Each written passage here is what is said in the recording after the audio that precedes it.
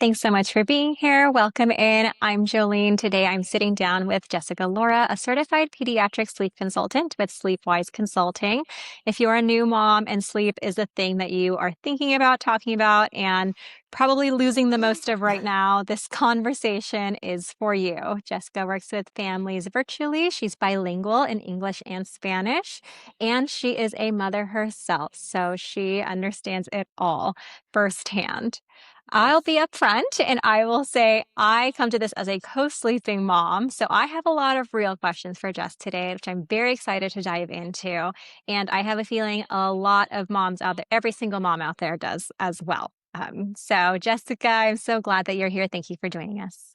Thank you. Thank you for having me. I'm so happy to be able to have this conversation with you. Yes, me too. So I'll just start with your story. I want to talk about how you actually chose independent sleep when everyone around you was co-sleeping, and what made you decide and so sure that independent sleep was the best thing for your family, opposing what everybody else around you was doing.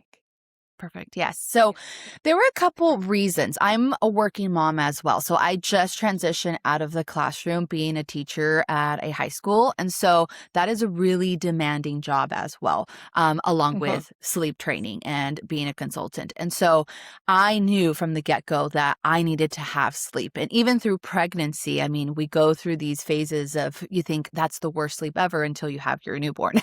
And then you Right. realize what sleep deprivation is, right? Yeah. But it was such a challenge to be able to finish off those last couple of months. Of course, you're growing a baby, you're struggling, you're going through all of the things, hormonally creating this baby. But sleep was causing a couple issues. I mean, it was affecting my temperament, my patience, my functionality, things like that. So Mhm. I knew that going forward and having a child, a newborn, and having to show up 100% in my work was just not going to function very well, was not going to be sustainable if I didn't have good sleep. And Mhm. so that's where it was very crucial for me to be able to start off and teaching my son those healthy sleep habits. Of course, in the newborn stage, you're not teaching sleep training, right? Um, Right. you're just building off to start off those sleep skills so that Mhm. eventually when the sleep does mature, he would know how to be able to put himself to sleep. So that was one of the key things. The other key thing was throughout pregnancy as well, as much as you're still having, especially if it's your first pregnancy, you're still having that one-on-one connection with your partner. It does become a lot about the baby, right? I mean, your Mhm. body's growing, you're not as comfortable anymore. Maybe Yeah. having date nights, things like that, especially once baby arrives, is really hard to have that connection. It's one of the major conflicts in relationships, right? And knowing that, okay, Mhm. we're parents, but at the same time, we're still, mom and dad, but we're still husband and wife. We're still girlfriend and boyfriend, or whatever the case may be. We're still Mhm. partners. And so I knew how important that was for me to be able to continue to have that alone time with him, and be Mhm. able to reconnect and have our time together once baby went to sleep.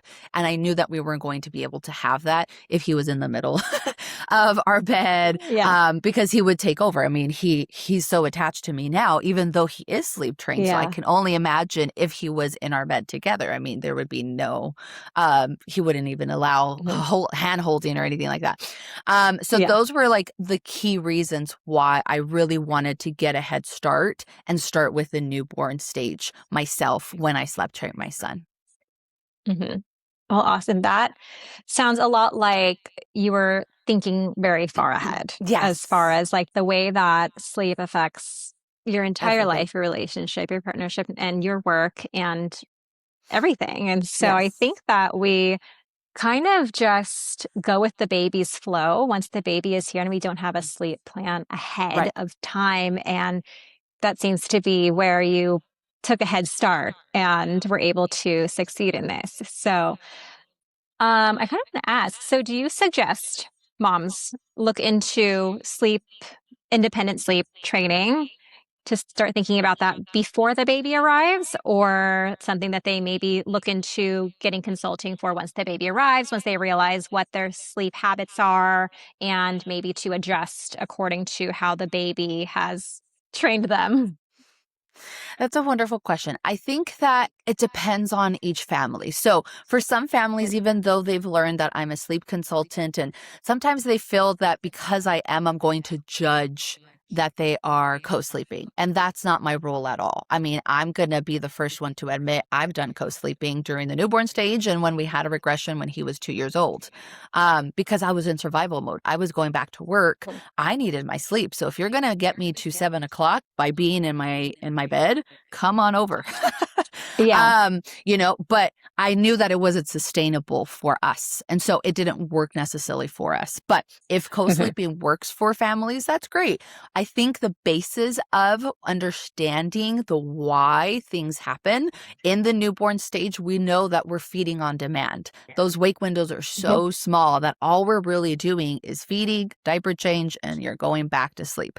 And we're also Mhm. soothing, right? So we get into this rocking. That's why we have the snoo and we have different rockers and things Mhm. like that to mimic those things that we're doing during that newborn stage. The problem is that once sleep does mature, those sleep patterns or habits that have been learned do Mhm. continue. And the baby knows, like, okay, in order for me to fall asleep, I need to be fed. I need to be rocked. I need to have contact. I need all of these things. I need a pacifier. And it's Mhm. nothing bad. It's just that's how they've learned. So to answer your question, if we want to get ahead of the game, wonderful. I'm a very type A person, so that's why that worked for me.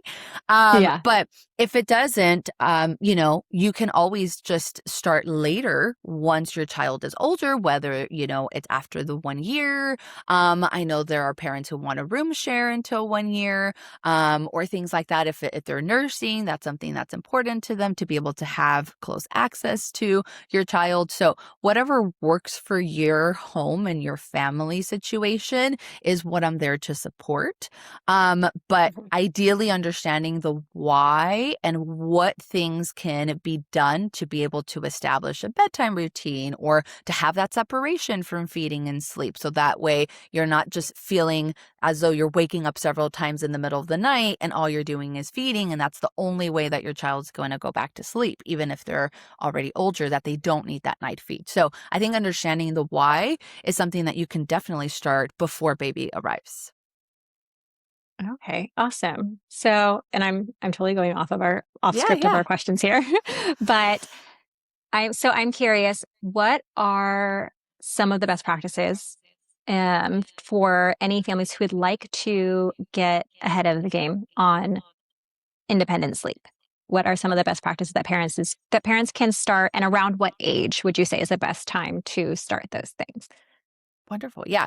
So the first couple of weeks when your child is born, I mean, you're just trying to get them acclimated to what's daytime, what's nighttime, and getting them in that groove. You're understanding your baby. You're trying to figure out breastfeeding. And if that's going to be your journey, are you going Yeah. to be doing formula? And that already comes with a lot going on and not talking about the anxiety and all the things, right? That postpartum anxiety, postpartum depression, all the things. So, not to stress anybody during that stage, but things that you could be doing are working towards as your baby gets closer to that 3 month mark, those 12 weeks or so.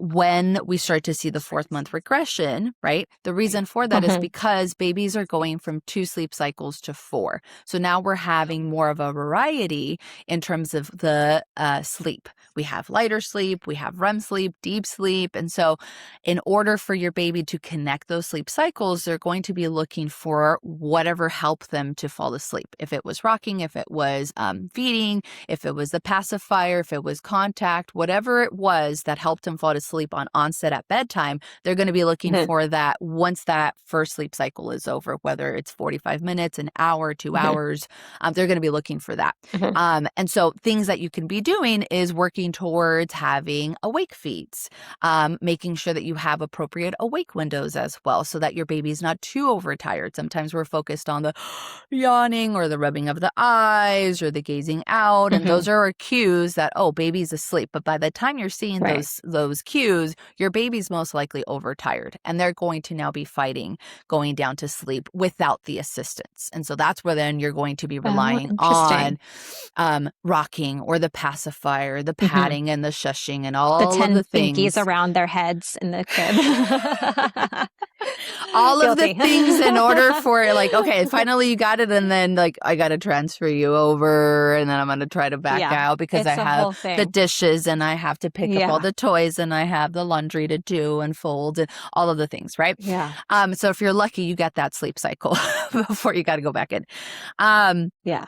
so those are skills that you could be doing even starting in the newborn stage. So towards the end of the newborn stage, you would start to really see that these things are coming into play where you're practicing maybe out of all the naps that you have in the day, one nap that is in the sleep space, whether that's a pack and play, a crib, wherever that may be. But laying them down, practicing how to be able to lay them down awake. And again, in Mhm. order to get that to be successful, it takes a lot of consistency, a lot of practice, but also making sure that we have the amount of sleep pressure that is needed. So we don't have an undertired baby, we don't have an overtired baby. It's kind of like that sweet spot. So that will help so that we don't have that drowsiness. So we don't have you're feeding your baby and they're falling asleep while they are feeding and then they don't have a full feed. So now they are waking Yeah. up afterwards because they're still hungry.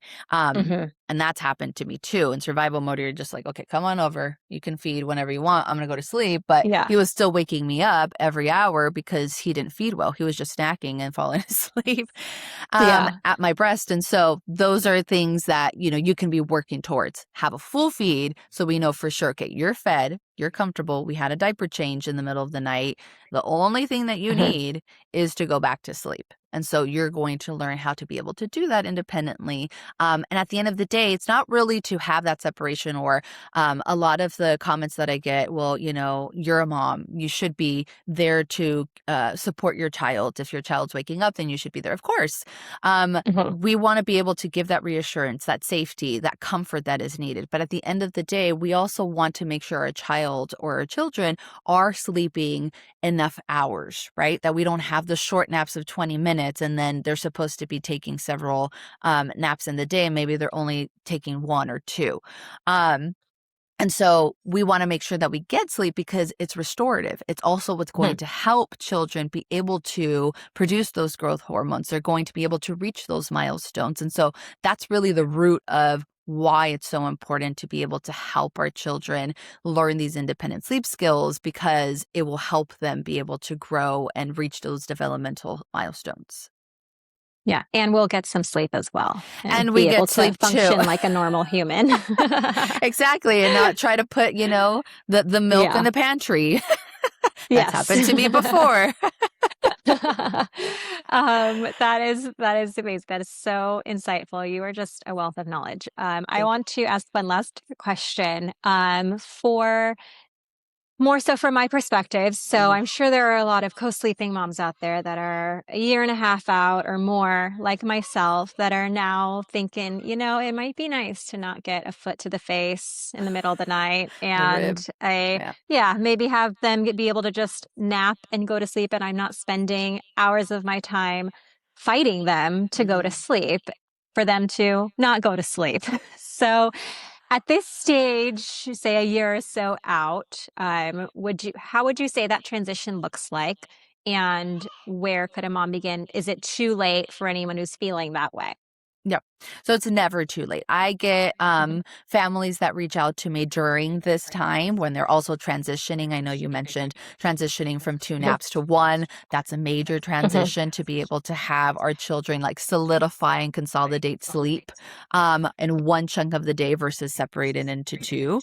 And so this is a great time to be able to start establishing these independent sleep skills. So yes, we already have habits. And like I said, there's nothing wrong with those things that we were doing. It's just a matter of if it's no longer sustainable, as you said, right? If I want to be able to do all the things that I need to do while my child is napping without having to lay with them and thinking and stressing out, like I have so many things to do and he's not going to sleep and now I'm stressed out and now I'm mad and now he's mad and now we're mad and Mhm. nobody's sleeping, nobody's resting.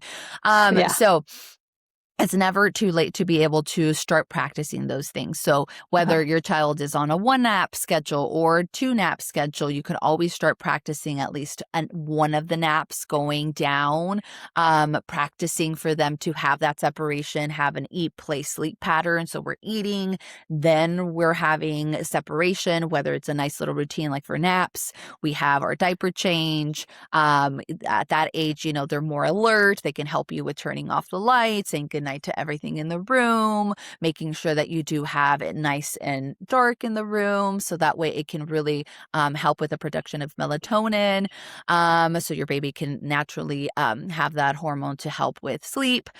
Same thing with Mhm. bedtime, right? Those are things that you can start off having, Yeah. making sure whether you have your dinner first, then you move on to a diaper change. I'm sorry, to a bath or wipe down, your diaper change, reading Mhm. 1 or 2 books, then saying goodnight to everything in the room. And so starting to have these routines can really help with predictability, can really help with having that consistency in a slow, gradual way, rather than just like ripping off the band-aid, like, okay, well, you're going to sleep here now, which I've heard several families tell me. My doctor just told me, okay, go ahead and put my baby down and then get him in the Mhm. morning at 7 in the morning.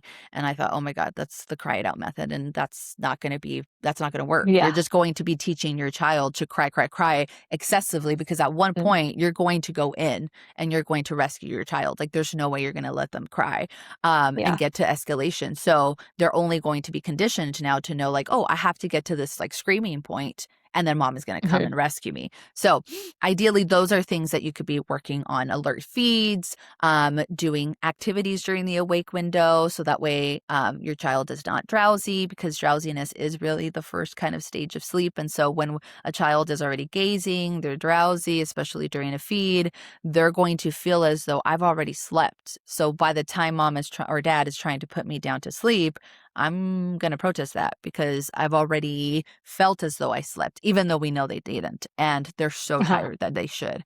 So those are Yeah. little things that parents at this age could also be working towards to help with transitioning your child, whether it was co-sleeping or room sharing or, being reliant on rocking or anything like that that was external that helped them to fall asleep. You can start working towards having them learn how to put themselves to sleep. Mhm. That's awesome. I that definitely helps for me, for who has been co-sleeping for so long, because I think that most moms who choose to co-sleep, it is that, we don't want to hear them cry or scream, and it Mm-mm. feels like with all of the information that you get when you're, all the inundated information you get when you are a new mom is cry it out or sleep with them. Mhm. And Black and it white. feels like, yeah, it feels like those are your only two options. And if I don't have to, you don't want to. You don't want to hear Mhm. your baby scream No. for hours, and you hear people say like, "Oh, they just like cried for 40 minutes and then went to sleep and now they sleep great." And I'm like, "Okay, well, where do I can I skip the part where like I have to let my baby scream for like 40 Yeah. minutes?" So, Yeah. I really like that you have a very balanced approach, and Yes. it makes them feel like I can give him reassurance and security and all of that, while Yes. also the whole house being able to get some sleep. So, really love your approach. I have one last question for you. So, whether a mom is co sleeping, sleep training, or somewhere in the middle, like most moms, what's the one thing that you wish every mom understood about her baby's sleep? The one thing that I would want families to know is that sleep is not a personality trait. It is a learned skill. And so a common thing that I get is like, oh, I have a very good sleeper, or I have a terrible baby that is just like will not sleep. And that's just his personality or her personality. And it's really not the case. All children are adaptable. They can learn the skill. And just like they learned, right? They weren't born and just like, oh, okay, well, I need to be rocked in order to fall asleep. I need to have a pacifier to fall asleep. I need to be fed to fall asleep, right? Those are Mhm. learned skills. And so if they were able to learn how to fall asleep with all of those assistants or sleep props, they should be able to learn how to be able to take autonomy of that and be able to put themselves to sleep. It does take a lot of consistency. It does take a lot of support. And so that's where again, sleep training does get this bad rap of either it's black or white. It's either you cry it out or you're doing a lot of comfort measures and things like that, right? And we can live in Mhm. gray, even though it's really hard to be in gray, but Yeah. you are Babies live in able gray all to, the yeah, time. you are able to have them learn how to, okay, I'm going to be here. I'm going to reassure you. I'm going to be patting. I'm going to be shushing you. I'm going to be in the room. I'm going to support you, but gradually I'm going to do less of that support and have you take ownership and Mhm. you be doing the hard work, if you will, of putting yourself to sleep. And that with coupled with a schedule that works, that has age appropriate wake windows, that you're practicing these routines to have that separation between the feeding and the sleeping. Um, all of those things together really are going to fit to be able to have the success, right? Sometimes we want to see this immediate, like, Mhm. oh my God, I tried this for 2 days and it's not working. So I'm going to give up. But it does take a lot of consistency and practice. And so at the end of the day, I want families to know, okay, this is a learned skill and it's not a personality trait. And not every baby is the same. You can birth more than one child and one can learn and not need that much assistance. And then the other child just needs that nurturing as well as that support to be able to learn how to independently fall asleep. So that would really be what I would want families to know. Awesome. Thank you so much for being here, Jessica. This was Thank so you. amazing. Before we go, where can everyone find you? Where can anyone contact you to learn more about sleep or to get a consult with you or help with their sleep? Yes, so they can find me on social media. I do have an Instagram at Jess_Sleepwise. I also have a Facebook account as well, Jessica. I think I have Jessica Lora SW.